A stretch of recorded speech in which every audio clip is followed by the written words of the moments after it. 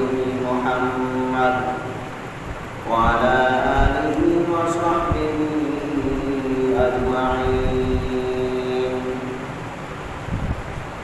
أما بعد فإن أصدق الحديث كتاب الله وأحسن الهدي هدي محمد صلى الله عليه وسلم وخير الأمور عوادمها وشر الأمور محدثاتها وكل محدثة بدعة وكل بدعة ضلالة وكل ضلالة في النار. أعوذ بالله من الشيطان الرجيم. بسم الله الرحمن الرحيم. يا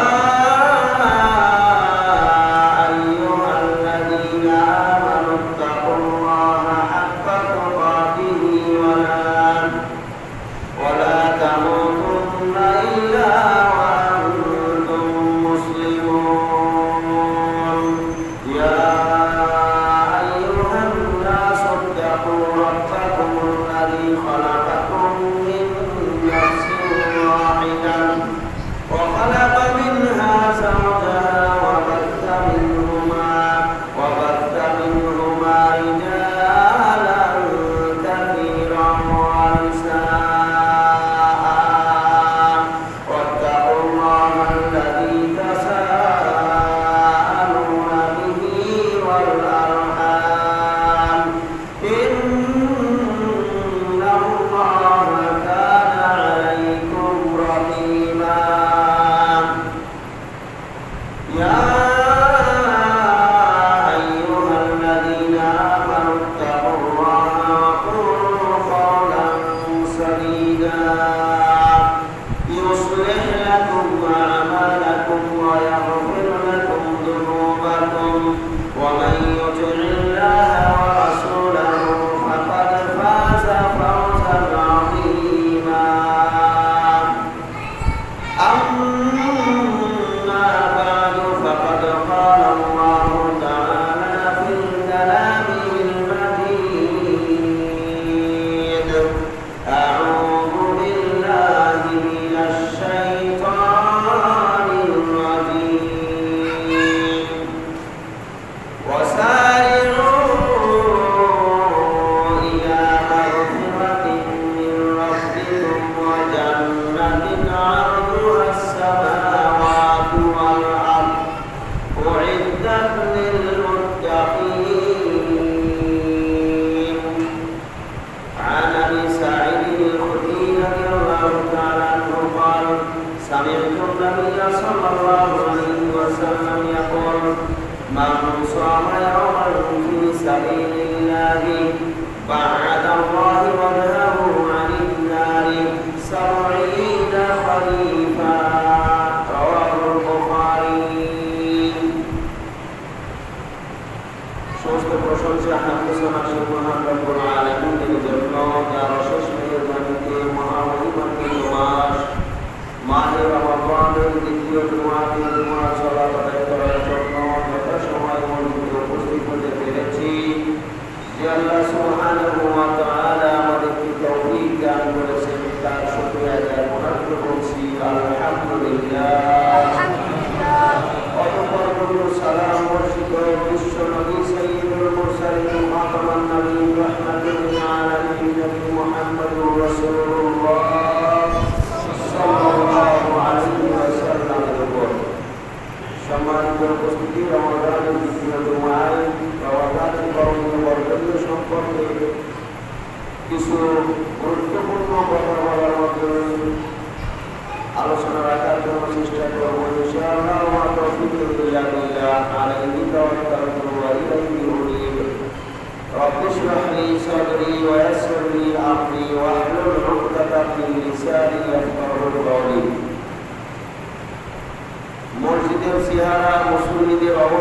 দেখলে মনে হয় না যে রমাদান মাস।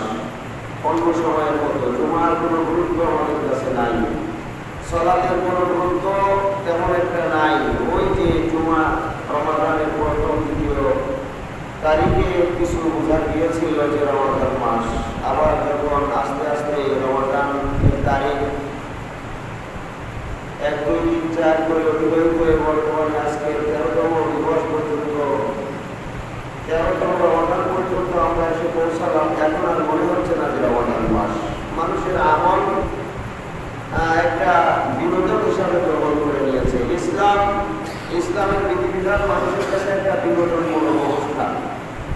প্রথম রমাদানে খুব জাঁকজমকের সাথে মসজিদে এসে দেখায় যে আমি কত বড় মুসল্লি দেখো। এরপরে আস্তে আস্তে যত দিন যায় তত তাদের আর কোনো খবর থাকে না, পাত্তা থাকে না। এমনকি আজকের রমাদানের মধ্যে একটা জুমা, কত গুরুত্বপূর্ণ জুমা, কত গুরুত্বপূর্ণ জুমা। যদি আমাদের ঈমান কিছুটা থাকতো, আল্লাহর ভয় যদি আমাদের থাকতো, পরকালের প্রতি বিশ্বাস আমাদের থাকতো, তাহলে আজকের এই দিনে অন্তত রমাদান মাসের এই জুমায় অন্তত আগে আসতাম। কিন্তু কপাল পোড়া মুসলমান আমরা, হতভাগ্য মুসলমান আমরা। আল্লাহ এবং আল্লাহ রাসূলের ভাষায় এই সমস্ত মুসলমানদের কোনো আমলের প্রয়োজন নাই, যারা শুধু মানুষকে দেখানোর উদ্দেশ্যে করে, যারা মানুষকে দেখানোর উদ্দেশ্যে ইবাদত বন্দেগী করে। এই ইবাদত বন্দেগীর আল্লাহর কোনো প্রয়োজন নাই। সম্মানিত উপস্থিতি, অত্যন্ত দুঃখ ভারাক্রান্ত মন আজকের আমাদের অবস্থান দেখি। রমাদান মাসে আমাদের কি পরিবর্তন নিয়ে আসছে, এই রমাদান আমাদেরকে কি কল্যাণ বয়ে নিয়ে আসছে। সাহাবীদের আমলে একটি মাত্র রমাদান তাদের জীবনকে পরিবর্তন করে দিয়েছে। আর আমাদের জীবনে 30, 40, 50, 60টা রমাদান 60টা বছর এর রমাদান, 60 মাসের রমাদান চলে গেছে। আমাদের কোনো পরিবর্তন নাই। আমরাও মুসলমান, তারাও মুসলমান ছিল। আল্লাহ সুবহানাহু ওয়া তাআলা আমাদেরকে হিদায়াত দান করুন। আল্লাহ সুবহানাহু ওয়া তাআলা আমাদের অন্তরের বক্রতাকে দূর করে দিন, আমাদের অন্তরের নিফাককে দূর করে দিন। আল্লাহ সুবহানাহু ওয়া তাআলা আমাদেরকে সত্যিকার মুসলিম হওয়ার তৌফিক দান করুন। অধিকাংশ মুসলমান শয়তান বাধা রয়েছে, কিন্তু নামধারী মুসলমান, যার কারণে শয়তানের কাজ এই নামধারী মুসলমানদের দিয়েই করতে দেখা যাচ্ছে রমাদান মাস হওয়া সত্ত্বেও। শয়তান তার যে কৌশল, তার যে চক্রান্ত, এই কৌশল চক্রান্ত খুবই দুর্বল বলা হয়েছে। ইন্না কাইদাশ শাইতানি কানা দাঈফা। আল্লাহ তাআলা বলেন শয়তানের চক্রান্ত, শয়তানের কৌশল খুবই দুর্বল। শয়তান মানুষদেরকে গুমরাহি করে, পথভ্রষ্ট করে, মানুষদেরকে বিপদগামী করে, জাহান্নামমুখী করে, জাহান্নামে নিয়ে যায়। কিন্তু ইমানদার ব্যক্তিরা যদি একটু চেষ্টা করে, আল্লাহর পথে থাকার চেষ্টা করে, তাহলে শয়তান তাদের কাছে কোনো পাত্তা পায় না। সুবহানাল্লাহ। ইন্না ইবাদি লাইসা লাকা আলাইহিম সুলতান। আল্লাহ তাআলা বলেন নিশ্চয় আমার যারা খাঁটি বান্দা, আমার যারা প্রকৃত বান্দা, তাদের নিকটে শয়তানের কোনো কর্তৃত্ব চলে না। শয়তান তাদেরকে কোনো প্রকার ক্ষতি করতে পারে না। সুবহানাল্লাহ। কিন্তু আমরা আসলে কোন প্রকৃতির আল্লাহর বান্দা আল্লাহই ভালো জানে, যার কারণে আমাদের এই অবস্থা। অধিকাংশ মানুষ নিজেরাই শয়তানে পরিণত হয়েছে। নাউযুবিল্লাহ। কারণ জিন শয়তান তো এখন বাধা রয়েছে। তাহলে মানুষ রমাদান মাস হওয়া সত্ত্বেও এত পাপ কাজ করে কিভাবে, এত জঘন্য অপরাধ করে কিভাবে? এখনো পর্যন্ত প্রতিদিন বাংলাদেশে ধর্ষণ, খুন, অহরহ চলছে। ধর্ষণ, প্রকাশ্যে ধর্ষণ। একজন মেয়েকে, 8 বছরের একজন মেয়েকে ধর্ষণ করে একজন কত বড় হায়না, যে তার লজ্জা স্থানকে ব্লেড দিয়ে কেটে তারপরে ধর্ষণ করেছে। নাউযুবিল্লাহ। শেষ পর্যন্ত মেয়েটা মারাই গেল। অথচ এই ঘটনাও ঘটেছে এই রমাদান মাসে।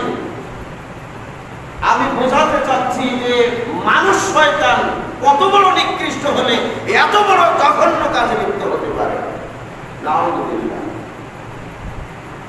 মানুষ শয়তান বড় ভয়ঙ্কর। আল্লাহ তাআলা বলছেন, জিন শয়তানের কৌশল দুর্বল, জিন শয়তান দুর্বল, জিন শয়তানের চক্রান্ত দুর্বল, কিন্তু মানুষ শয়তান যারা তাদের চক্রান্ত বড় শক্তিশালী। মানুষ শয়তানের মধ্যে সবচেয়ে বড় শয়তান হচ্ছে এক শ্রেণীর নারী, এক শ্রেণীর মহিলা যারা হাজার হাজার লক্ষ লক্ষ কোটি কোটি ইমানদার পুরুষদের ইমানকে কেড়ে নেয়। নাউযুবিল্লাহ। এই সমস্ত বেপরদা নগ্ন নারী অহরহ বাজারে ঘুরছে, তারা পুরুষদের সিয়াম নষ্ট করে দিচ্ছে, তাদের ইমানকে কেড়ে নিচ্ছে। এজন্যই আল্লাহ তাআলা বলছেন, ইন্না কাইদাকুন্না আযীম, নিশ্চয়ই মহিলাদের চক্রান্ত বড় শক্তিশালী।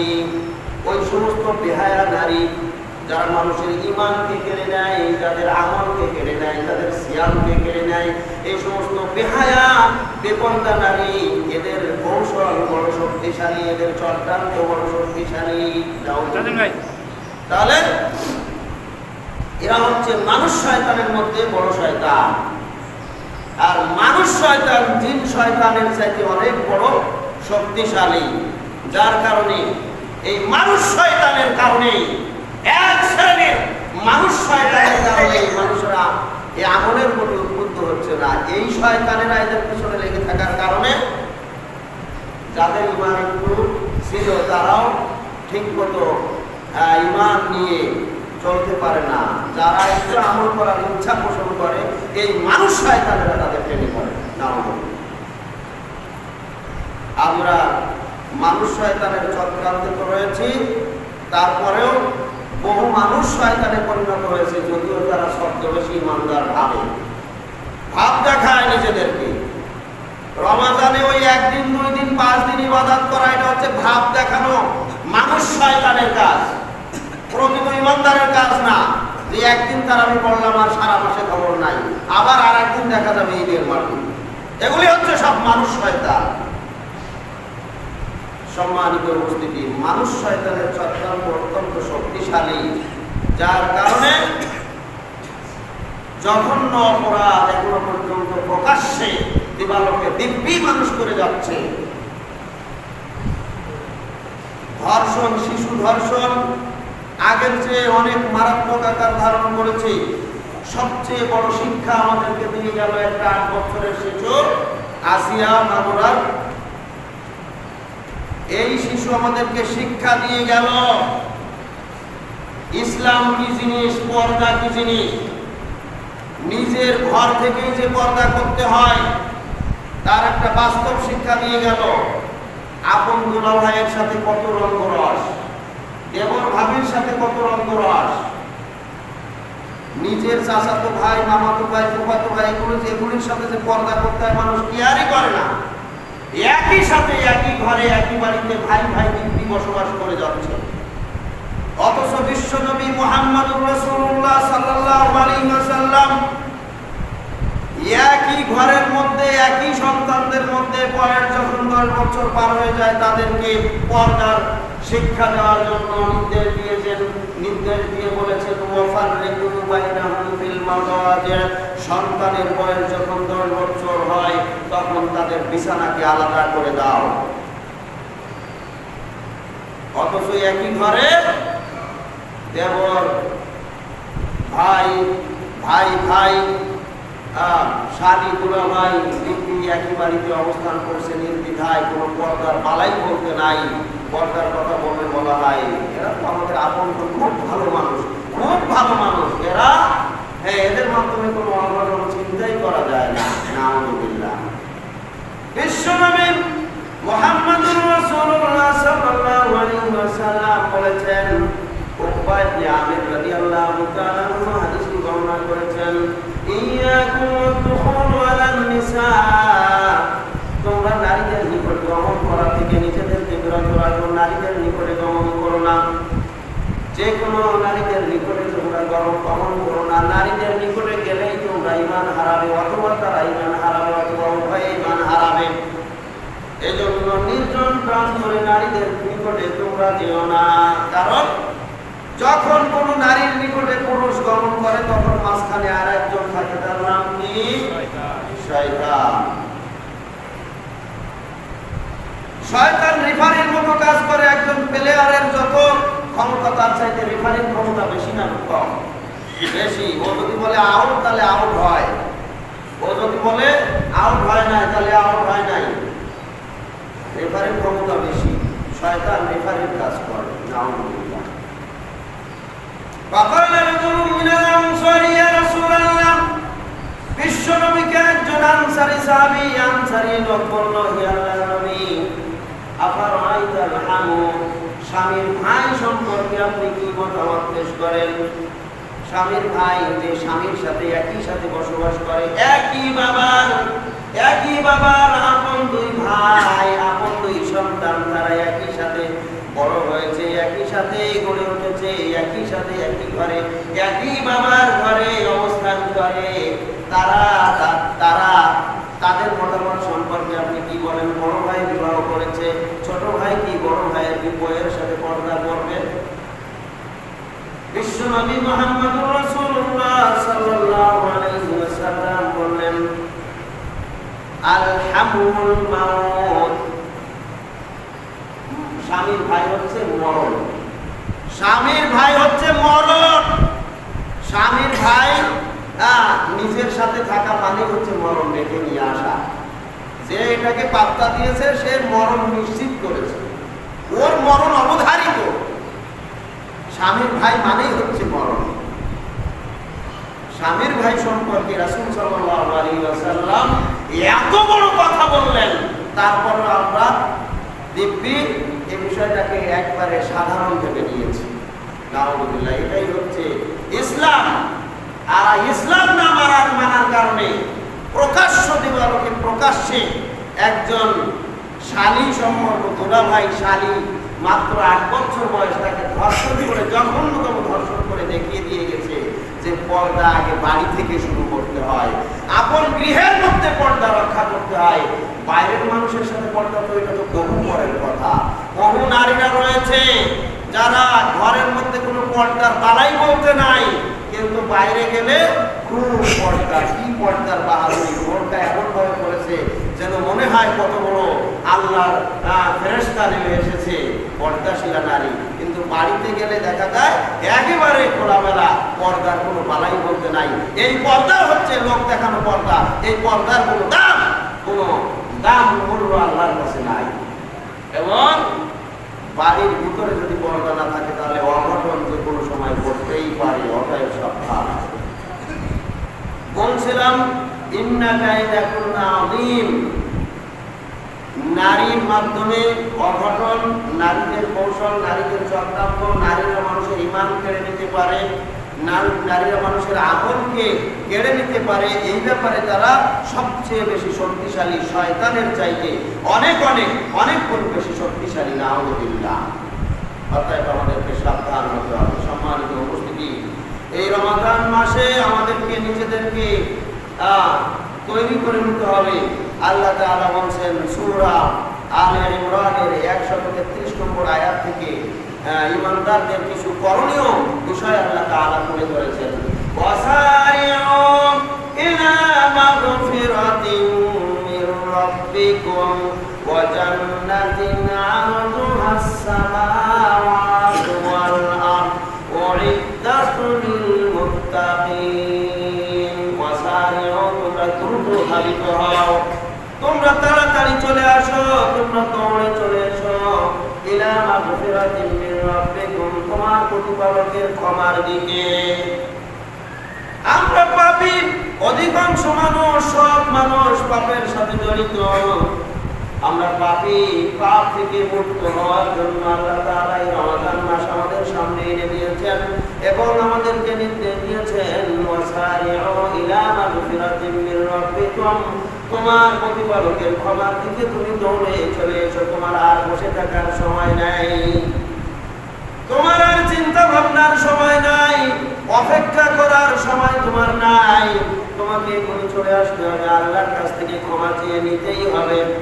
মাগফিরাত চেয়ে নিতেই হবে, জাহান্নাম থেকে তোমাকে মুক্ত করে নিতেই হবে, জাহান্নাম থেকে তোমাকে মুক্ত হতেই হবে। ওয়া জান্নাতিন আরদুহাস সামাওয়াতু ওয়াল আরদ, এবং তোমরা ওই জান্নাতের দিকে দ্রুত চলে আসো যে জান্নাতের প্রশস্ততা হচ্ছে আসমান এবং জমিন ব্যাপী প্রশস্ততা। সুবহানাল্লাহ। এই জান্নাত আল্লাহ তাআলা যে কাউকে দান করবেন না, চাইলেই পাওয়া যাবে না। জান্নাত আল্লাহ তাআলা সবাইকে দান করবেন না। আল্লাহ তাআলা বলছেন ওয়া উইদ্দাতুল লিল মুত্তাকিন, জান্নাত কেবলমাত্র শুধুমাত্র মুত্তাকিদের জন্য প্রস্তুত করে রাখা হয়েছে। সুবহানাল্লাহ। নিজেকে মুত্তাকি তৈরি করার জন্য সবচাইতে উত্তম সময় হচ্ছে রমজান মাস। এজন্যই আল্লাহ সুবহানাহু ওয়া তাআলা বলেন রমজান মাসে সিয়াম তোমাদের উপরে ফরজের জন্য করা হয়েছে লাআল্লাকুম তাত্তাকুন, আশা করা যায় তোমরা তাকওয়াশীল হবে, যাতে করে তোমরা তাকওয়াশীল হতে পারো। এজন্যই রমজানের সিয়াম তোমাদের উপরে ফরজ করা হয়েছে। সুবহানাল্লাহ। তাকওয়াশীল হওয়ার উত্তম সময় হচ্ছে রমাদান মাস। সম্মানিত উপস্থিতি, এই জান্নাতে যাওয়ার জন্য শুধু সিয়ামই যথেষ্ট না, শুধু আমলই যথেষ্ট না, বরং আমাদের জীবনের যত পাপ হয়েছে এই পাপ থেকে আগে আল্লাহর কাছ থেকে ক্ষমা নিতে হবে, ক্ষমা চেয়ে নিতে হবে। পাপ মুক্ত না করে আল্লাহ তাআলা কাউকে জান্নাত দিবেন না। কোন পাপিষ্ঠ লোককে আল্লাহ জান্নাত দিবেনই না যতক্ষণ পর্যন্ত তাকে পাপ মুক্ত না করবেন। এবং এমন কোন ওসিলা আপনার থাকতেই হবে যে ওসিলায় আল্লাহ তাআলা আপনাকে মাফ করবেন। অবশ্যই অবশ্যই এরকম কোন ওসিলা আপনার আমার থাকতেই হবে যে এই ওসিলায় আল্লাহ তাআলা আপনাকে আমাকে মাফ করবেনই করবেন। মাফ না করা পর্যন্ত কাউকে আল্লাহ তাআলা জান্নাত দিবেন না। কোন পাপিষ্ঠ লোককে আল্লাহ তাআলা জান্নাত দিবেন না যতক্ষণ পর্যন্ত তাকে মাফ করা না হবে। এমনকি এমন কিছু ব্যক্তি সেদিন থাকবে যাদেরকে মাফ করা হয়নি, তাদের পাপ রয়ে গেছে, পুণ্য করেছে কিন্তু পাপ রয়ে গেছে। পাপ থাকার কারণে তাদেরকে মাফ করার এমন কোনো কাজ নাই যে কাজের কারণে তাদেরকে মাফ করা হবে। তারা আল্লাহর কাছ থেকে এই সকল পাপের তওবা করে নাই। এবং এই পাপগুলি শিরিক জনিত পাপ নয়, শিরিকের পাপ আল্লাহ কোশ্চিন কালেও মাফ করবেন না তওবা ছাড়া। কিন্তু এমন কিছু পাপ রয়েছে যেই পাপগুলির তওবা তার করা হয়নি, অথচ সেগুলি শিরিক নয়, আল্লাহ তাআলা সেগুলি মাফ করবেন না। তার কারণে এটাকে জাহান্নামে নিক্ষেপ করবেন না। আল্লাহ এরপরে জাহান্নামে তাকে পাপ অনুপাতে তাকে থাকতে হবে। তার পাপ যত ভারী, তার পাপ যত পরিমাণ, সেই পরিমাণ অনুযায়ী জাহান্নামে তাকে থাকার পরে একদিন যখন পাপ শেষ হয়ে যাবে তখন আল্লাহ তাআলা তাকে মাফ করার পরে তখন জাহান্নাম থেকে তাকে উঠিয়ে এরপরে তাকে জান্নাতে প্রবেশ করাবেন। সুবহানাল্লাহ। বলতে চাচ্ছিলাম কোন পাপিষ্ঠ লোককে আল্লাহ তাআলা জান্নাত দিবেন না। অতএব আমরা যদি জাহান্নাম থেকে মুক্তি চাই তাহলে আমাদের পাপ থেকে আগে মুক্ত হতে হবে। এজন্যই আল্লাহ তাআলা বলেন, প্রথম যে কথা বলেছেন সেটা মাগফিরাতুম মির রাব্বিকুম, তোমার প্রতিপালকের ক্ষমার দিকে দ্রুত চলে আসো। তোমার বসে থাকার সময় নাই, চিন্তা করার সময় নাই, দ্রুত চলে আসতে হবে যাতে করে তোমার এই পাপ আল্লাহর কাছ থেকে মাপ চেয়ে নিতে পারো। এই জন্য চলে আসতে হবে। আল্লাহ তাআলা বলছেন ফালইয়াতানাফাসিল মুতানাফিসুন, পাপ থেকে মাপ পাওয়ার জন্য যখন দ্রুত চলে আসতে হবে, বসে থাকার সময় নাই, চিন্তা করার সময় নাই। ঠিক তেমনি ভাবে আল্লাহ তাআলা যে জান্নাতের বিবরণ দিয়েছেন, এই জান্নাত পাওয়ার জন্য তাকে প্রতিযোগিতায় লিপ্ত হতে বলেছেন। সুবহানাল্লাহ। জান্নাতের বিবরণ দেওয়ার পরে আল্লাহ সুবহানাহু ওয়া তাআলা সূরা মুতাফফিফিনে বলেছেন ফালইয়াতানাফাসিল মুতানাফিসুন, প্রতিযোগীদের যারা জান্নাতের আশা রাখে, যারা জান্নাত চায়, তাদেরকে জান্নাত পাওয়ার জন্য প্রতিযোগিতা প্রতিযোগিতায় লিপ্ত হওয়া উচিত। বসে থাকা তাদের উচিত নয়, তাদেরকে প্রতিযোগিতা করা উচিত যে আমি কিভাবে সেই জান্নাত পাবো। আল্লাহ তাআলা আরো বলছেন ফাস্তাবিকুল খায়রাত, তুমি কল্যাণ কাজে প্রতিযোগিতায় লিপ্ত হও, প্রতিযোগিতা করো। আল্লাহ তাআলা আরো বলছেন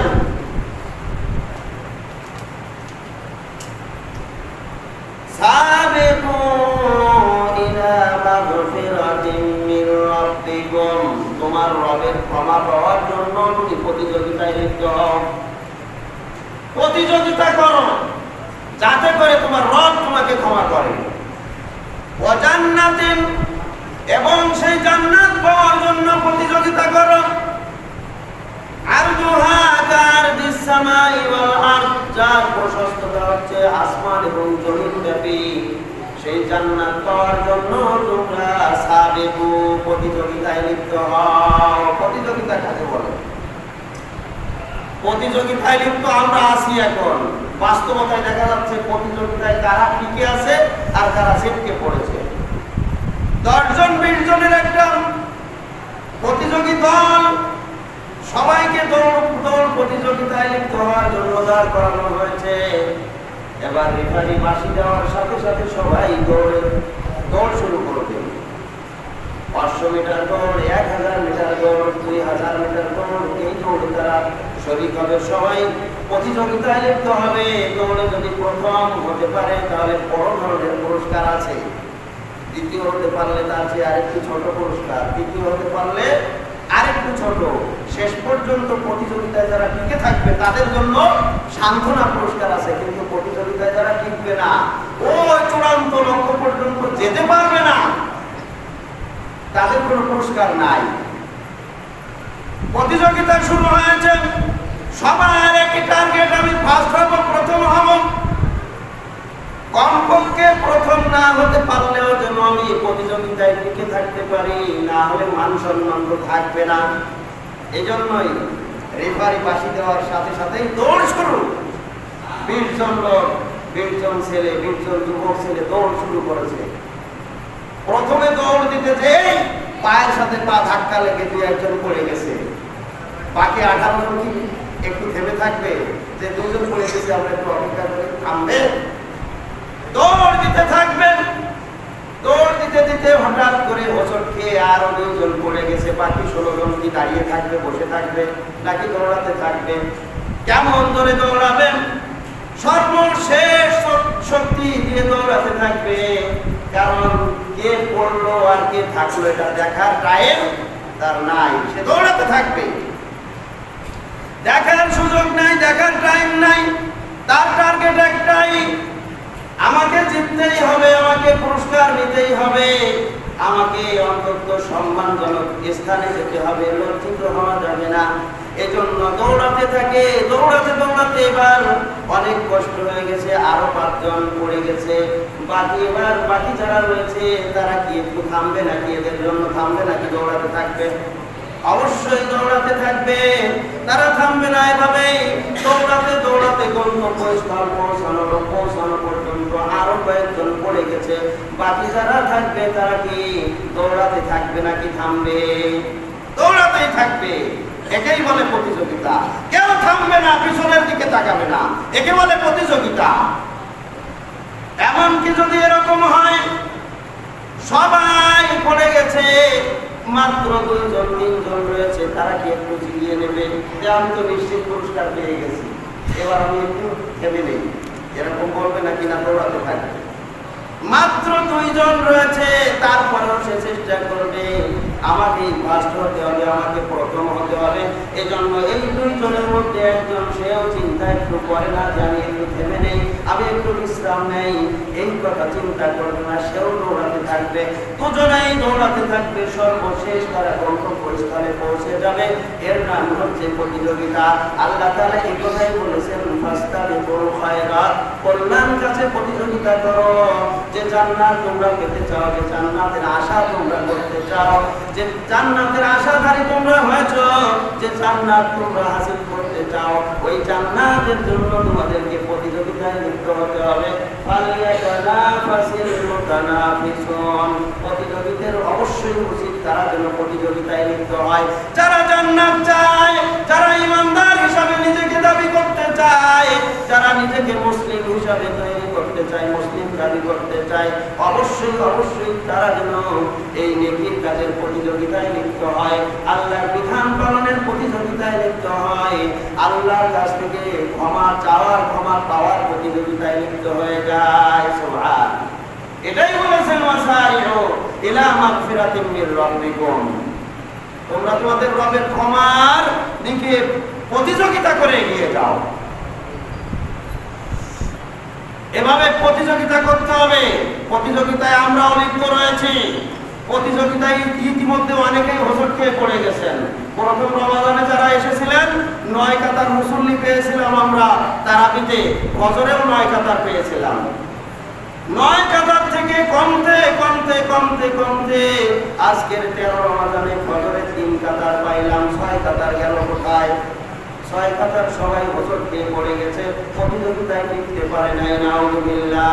কপাল পোড়া মুসলমানেরা, নামধারী মুসলমানেরা, এরা নামধারী ইমানদার, শুধু মানুষদেরকে দেখানোর উদ্দেশ্যে ওই যে 2 দিন দেখিয়েছিল, এখন আর তাদের কোনো পাত্তা নাই, এখন আর তাদের খবর নাই, যার কারণে আজকের ফজরে এই কপাল পোড়ারা উপস্থিত হতে পারে নাই। নাউযুবিল্লাহ।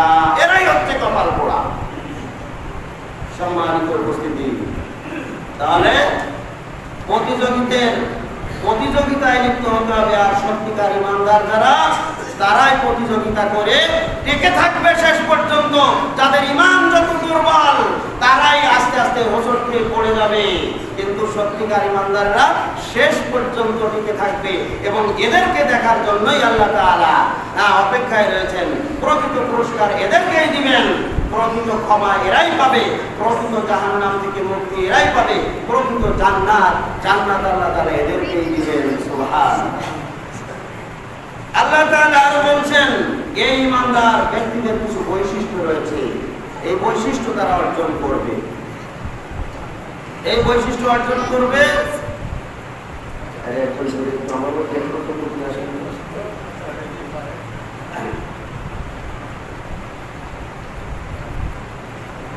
আল্লাহ তাআলা বলছেন, আল্লাযীনা ইউনফিকুনা ফিস সাররাই ওয়াদ দাররাই ওয়াল কাযিমিনাল গায়যা ওয়াল আফিনা আনিন নাস।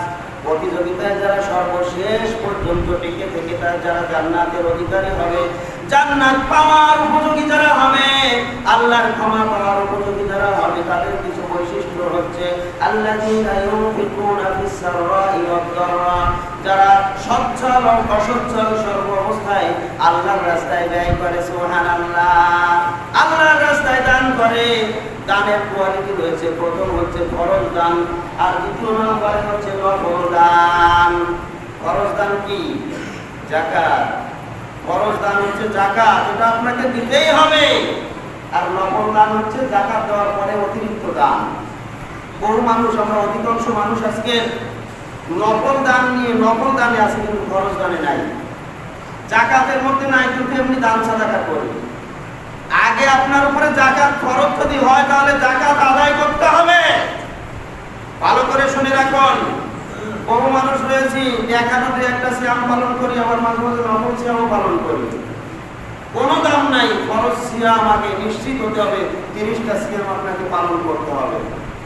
5 ওয়াক্ত বহু মানুষ রয়েছে 5 ওয়াক্ত সালাত আদায় করি না। 5 ওয়াক্ত সালাত আপনাকে আদায় করে আগে নিজেকে মুসলিম প্রমাণ করতে হবে আল্লাহর খাতায়, মানুষের খাতায় না।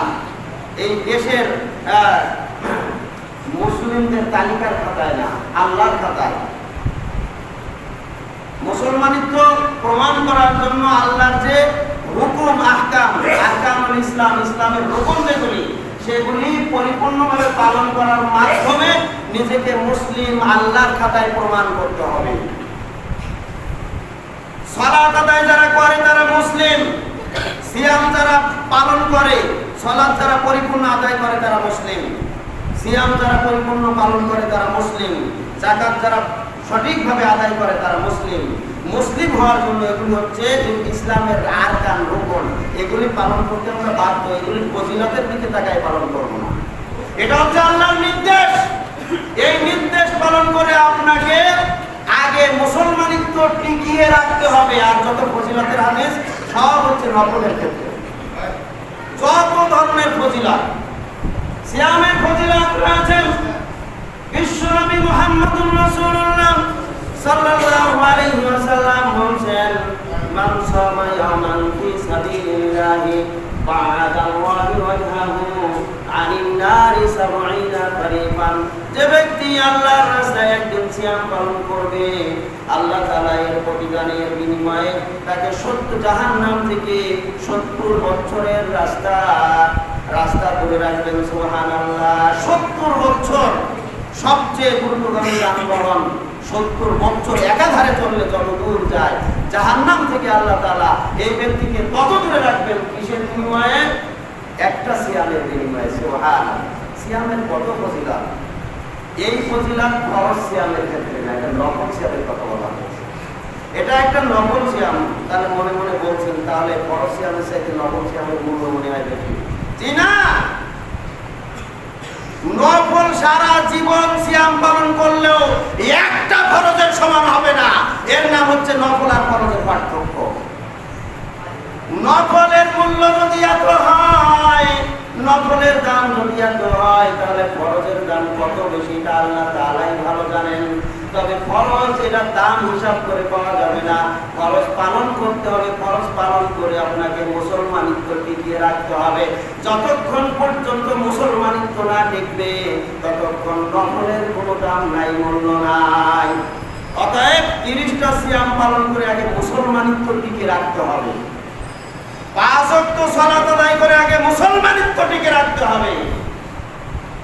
সিয়াম সালাত আদায়ের মাধ্যমে যেমন মুসলমানিত্ব টিকিয়ে রাখতে হবে, ঠিক তেমনি ভাবে হিসাব করে যাকাত দেওয়ার মাধ্যমে নিজের মুসলমানিত্ব আগে টিকিয়ে রাখতে হবে। এর নাম হচ্ছে যাকাত।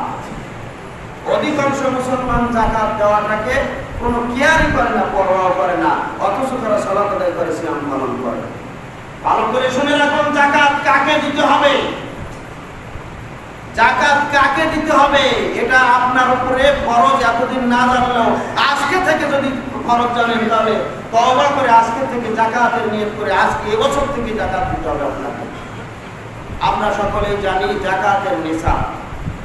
জাকাতের নিসাব হচ্ছে 7.5 তোলা, 7.5 ভরি স্বর্ণ আর 52.5 ভরি রৌপ্য, অথবা সমমূল্য থাকলে 1 বছর অতিবাহিত হয়ে গেলে যাকাত দিতে হয়। 7.5 ভরি স্বর্ণ, 52.5 ভরি রৌপ্য। 7.5 ভরি স্বর্ণের দাম বর্তমানে 10 লক্ষ টাকার উপর, আর 52.5 ভরি স্বর্ণের রৌপ্যের দাম বর্তমানে 1 থেকে 1,10,000 টাকা।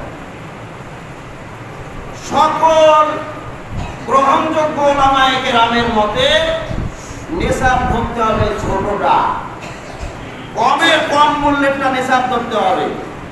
তবে বেশি মূল্যেরটা নিসাব ধরতে পারবে তখন যখন যাকাত নেওয়ার আর কোনো ব্যক্তি বাকি থাকবে না, কেউ যাকাত দেবে না তখন।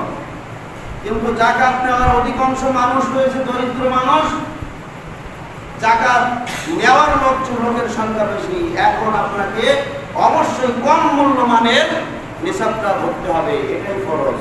বর্তমানে কম মূল্যেরটা ধরতে হবে, সেটা হচ্ছে রৌপ্যের হিসাব। স্বর্ণের হিসাব প্রশ্নই হবে না বর্তমান সময়ে, স্বর্ণের হিসাবই ধরা যাবে না, এখন রৌপ্যের হিসাব ধরতে হবে।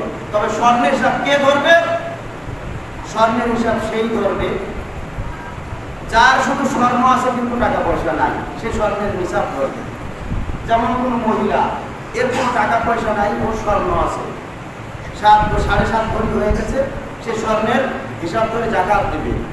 ওর যদি কোনো টাকা পয়সা না থাকে, শুধু যদি স্বর্ণ থাকে, তাহলে 7.5 ভরি হওয়ার আগ পর্যন্ত তাকে যাকাত দিতে হবে না। সুবহানাল্লাহ। কোনো পুরুষের টাকা নাই, নগদ টাকা নাই, শুধু স্বর্ণ আছে, সে শুধু স্বর্ণের হিসাব করবে 7.5 ভরি স্বর্ণ পর্যন্ত, কিন্তু টাকাও আছে, স্বর্ণও আছে। এখানেই আপনার সমস্যা, আমার সমস্যা। আজকের এখানে হিসাব করি না। যখনই আপনার স্বর্ণ আছে, টাকাও আছে, আবার টাকাও আছে, আপনার স্ত্রীর ব্যক্তিগত স্বর্ণ আছে, তাকে যাকাত দিতে হবে। আপনার স্ত্রীটা আপনাকে দিতে হবে না, কিন্তু আপনার সন্তানদের যদি স্বর্ণ থাকে তাহলে তাদের যাকাত আপনাকে দিতে হবে, সন্তানদের যাকাত দিতে হবে, কিন্তু স্ত্রীর যাকাত আপনাকে দিতে হবে না। যদি স্ত্রী স্বর্ণের মালিকানা হয়, টাকার মালিকানা হয়, তাহলে তাদেরটা তারা দিবে, কিন্তু আপনার সন্তানদের, অনেকের সন্তানের স্বর্ণ আছে, গয়না আছে, তার হিসাব করে যাকাত আপনাকে দিতে হবে, আপনি তার অভিভাবক। স্বর্ণ এবং টাকা দুটোই আছে, এই ক্ষেত্রে আপনাকে মূল্যের হিসাব করতে হবে। স্বর্ণ আছে মাত্র 1 ভরি, তার দাম হচ্ছে 1,20,000 টাকা বা 10,000 টাকা। 1 ভরি স্বর্ণ আছে, আপনার আছে, কিন্তু টাকাও আছে তার সাথে 1,000 2,000 মাত্র। 1,000 2,000 টাকা আছে, আবার স্বর্ণ আছে 1 ভরি, আপনার উপরে যাকাত খরচ, কারণ স্বর্ণের দাম হচ্ছে 1,10,000, আমার নগদ 2,000 টাকা আছে। আপনি এখন 1,12,000 টাকার মালিক, আপনার ওই রৌপ্যের হিসাবে নিসাব আপনার হয়ে গেছে, আপনার উপরে যাকাত খরচ। কিন্তু ওই যে 2,000 1,000 টাকা, ওই যে কিছু টাকা নাই, এখনো যাকাত খরচ হয়নি। যখন আপনার গচ্ছিত টাকা ছিল, গত বছর কিছু ছিল, স্বর্ণ ছিল, টাকা ছিল, এবছর স্বর্ণ আছে, টাকাও আছে, এখন স্বর্ণ আর টাকা মিলিয়ে নিসাব হয়ে গেছে, রৌপ্যের মূল্যের নিসাব, আপনার উপরে যাকাত খরচ হয়ে গেছে। বুঝছেন বিষয়গুলি? স্বর্ণের হিসাব আলাদা না, টাকার হিসাব আলাদা না, সব একসাথে হবে যখন একসাথে সবই থাকবে। অতএব টাকা এবং স্বর্ণ মিলিয়ে যদি নিসাব পরিমাণ হয়, রৌপ্যের 52.5 ভরি রৌপ্যের মূল্যের সমপরিমাণ হয়, তাহলে অবশ্যই যাদের হয়েছে প্রত্যেকের উপরে যাকাত খরচ হয়ে গেছে। প্রত্যেকের শতকরা 2.5 টাকা হারে, 1,025 টাকা হারে, 1,02,500 টাকা হারে, 1 কোটিতে 2.5 লক্ষ টাকা হারে যাকাত দিতে হবে। 40 ভাগের 1 ভাগ যাকাত দিতে হবে। অতএব আপনি এবার হিসাব করে দেখেন যে আপনার যাকাত হয়েছে কিনা, যাকাত খরচ হয়েছে কিনা। খরচ যদি হয় তাহলে যাকাত আগে বের করতে হবে, তারপরে দান সাদাকা কবুল হবে কিনা হবে, যাকাত বের করার পরের হিসাব, এটা আগের হিসাব নয়। এর নাম হচ্ছে ফরজ বিধান। সিয়াম, আগে ফরজ সিয়াম 30টা নিশ্চিত করতে হবে, তারপরে নফল সিয়ামের হিসাব।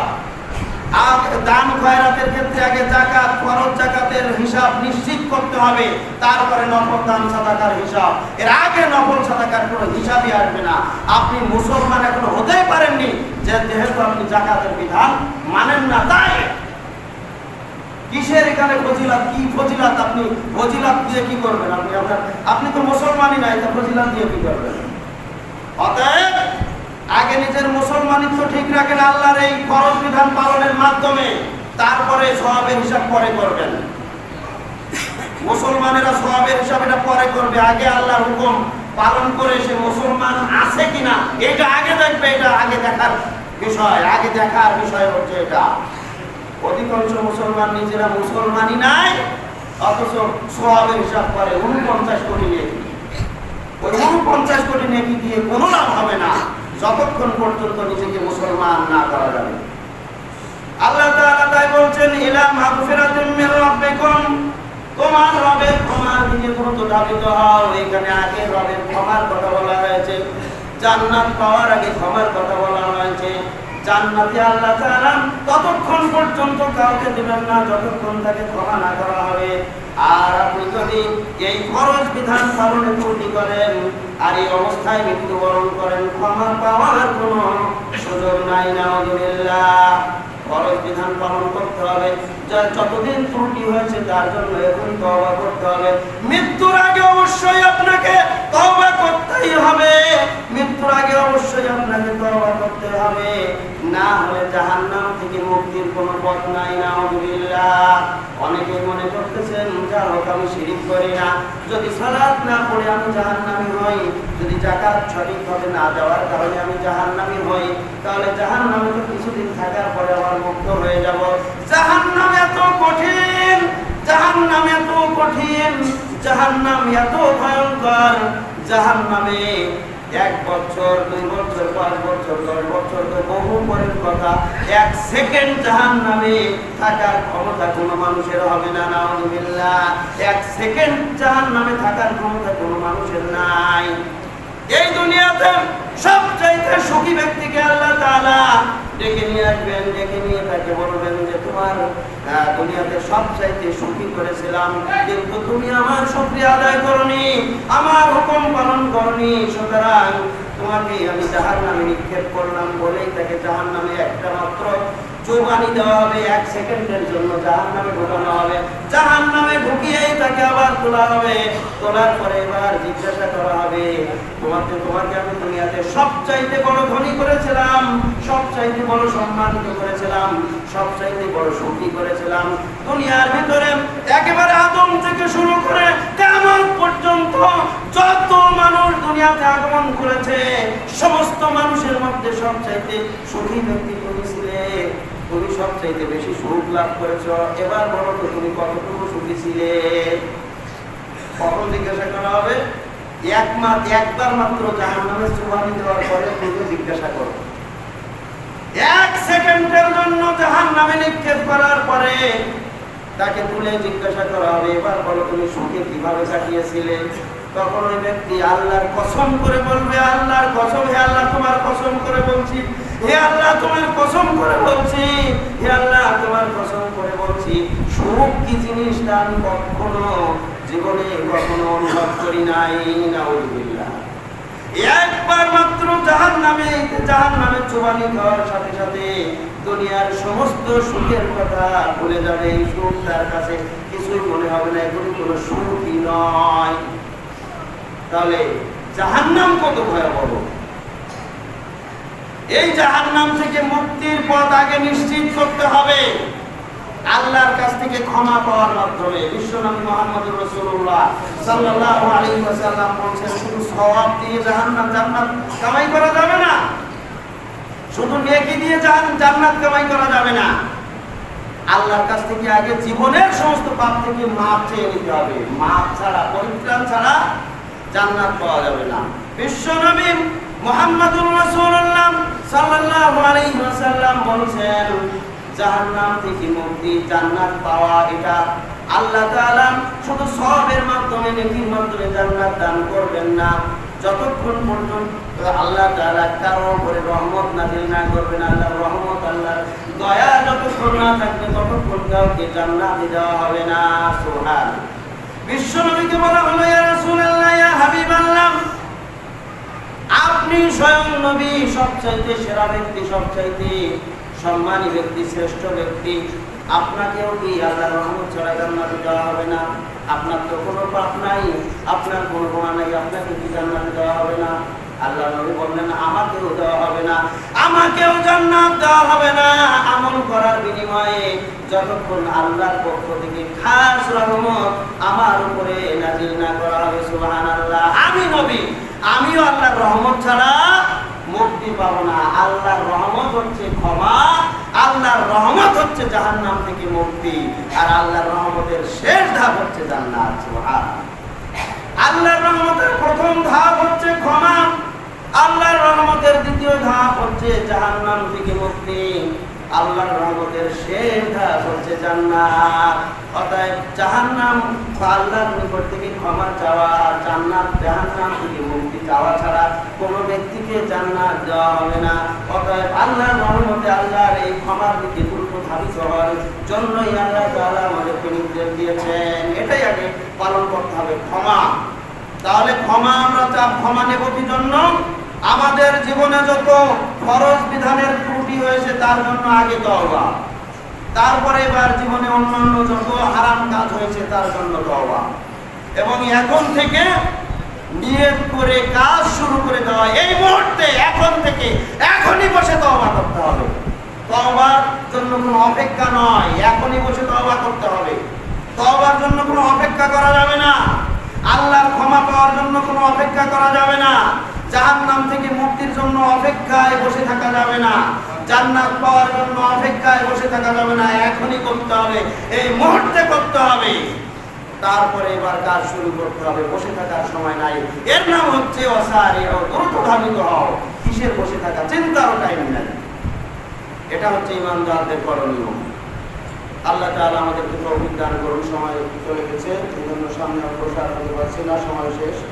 সম্মানিত উপস্থিতি, আল্লাহ সুবহানাহু ওয়া তাআলা এই রমজান মাসে সত্যিকার অর্থে আমাদের মন টার্গেট থাকবে, আমাদেরকে আল্লাহর কাছ থেকে যেভাবেই হোক ক্ষমা চেয়ে নিতেই হবে, না হলে এই জীবনের আমাদের কোনো মূল্য নাই। ক্ষমা চেয়ে নিতেই হবে, এই টার্গেট থাকবে। ক্ষমা চেয়ে না নিতে পারলে জান্নাত আমাদের জন্য নাই। জাহান্নাম থেকে মুক্তি অবশ্যই পেতেই হবে এই রমাদানে। এই টার্গেট নিয়ে আপনার রমজানে আল্লাহর বিধান পালন করতে হবে। এই টার্গেট যদি না থাকে গতানুগতিক ওই যে শুধু মানুষকে দেখানোর জন্য 2-1 দিন সিয়াম পালন করলাম, 2-1 দিন তারাবিতে আসলাম, আর খবর নাই, এরকম যদি হয়ে থাকে তাহলে এই সিয়াম আপনার আমার কোনো উপকারে দিবে না, এই রমাদান আপনার আমার কোনো উপকারে দিবে না। আল্লাহর কাছ থেকে মাফ পাওয়া দূরের কথা, জাহান্নাম ছাড়া কোনো গতি হবে না। আল্লাহ তাআলা আমাদেরকে মাফ করে দিন। আল্লাহ তাআলা আমাদেরকে সত্যিকার অর্থে দিন বুঝে মানার